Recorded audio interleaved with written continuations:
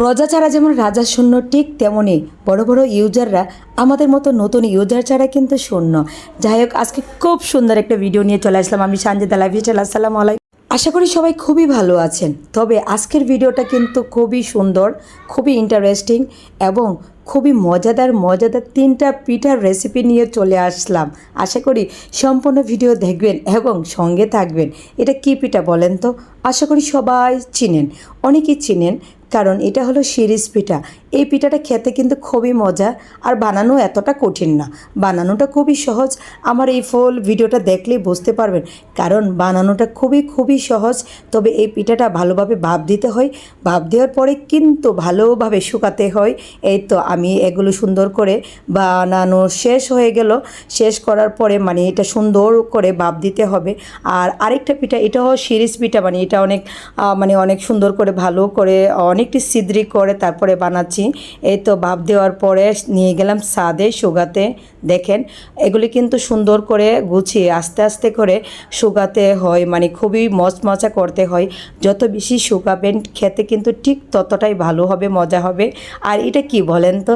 এটা হচ্ছে পাতা পিঠা, মানে পাতা পিঠা খুবই মজা। এই পিঠাটা একেবারে পাতলা। এই পিঠাটাও কিন্তু সহজ, খুবই সহজ। দেখেন, পাতার মধ্যে ভালো করে চুবিয়ে তারপর এটাকে ভাপ দিতে হবে, তারপর এটাকে শুকাতে হবে। আর এটা হলো টিপ পিঠা, মানে আমরা যে গুলি পিঠা খাই না, মানে এটা হলো পিঠা, যে গুলির মতো সিদ্ধ করে মেরা পিঠার মতো সিদ্ধ করতে হয়।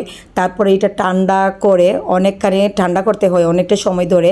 তারপরে মানে এটা পরের দিন কাটতে হয় সুন্দর করে, একেবারে চিপস আকারে, চিপসের মতো ছোটো করে সুন্দর করে কাটতে হয়। কাটার পরে কিন্তু এটাকে ভালোভাবে শুকাতে হয়।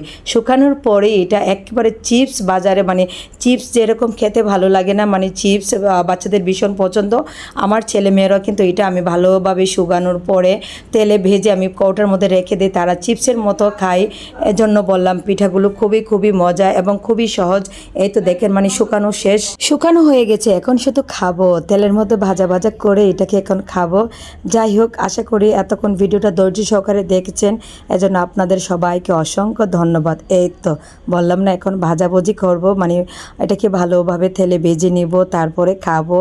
মানে কি বলবো, যারা এই পিঠাগুলো তৈরি করে এভাবে খায় তারা জানে পিঠাগুলো কতটা টেস্টি বা বাচ্চারা কতটা পছন্দ করে। যাই হোক, সবাই ভালো থাকবেন, সুস্থ থাকবেন। আজকের এই ভিডিওটা মানে শেষ করে দিব, বেশি আর বড় করব না। সবাই ভিডিওটা ধৈর্য সহকারে দেখবেন, দেখার জন্য অসংখ্য ধন্যবাদ। এই তো ভাজাভুজি শেষ, এখন খাচ্ছি আর আপনাদের কাছ থেকে বিদায় নিয়ে নিলাম। তো দেখেন, বলছি না খুবই মজা, একেবারে চিপসের মতো খেতে খুবই ভালো লাগে। তবে একটু চিনি দিবেন, চিনি দিয়ে খাবেন, খুবই ভালো লাগবে। আর সঙ্গে যদি সেমাই থাকে তাহলে তার কোনো কথাই নেই। টাটা।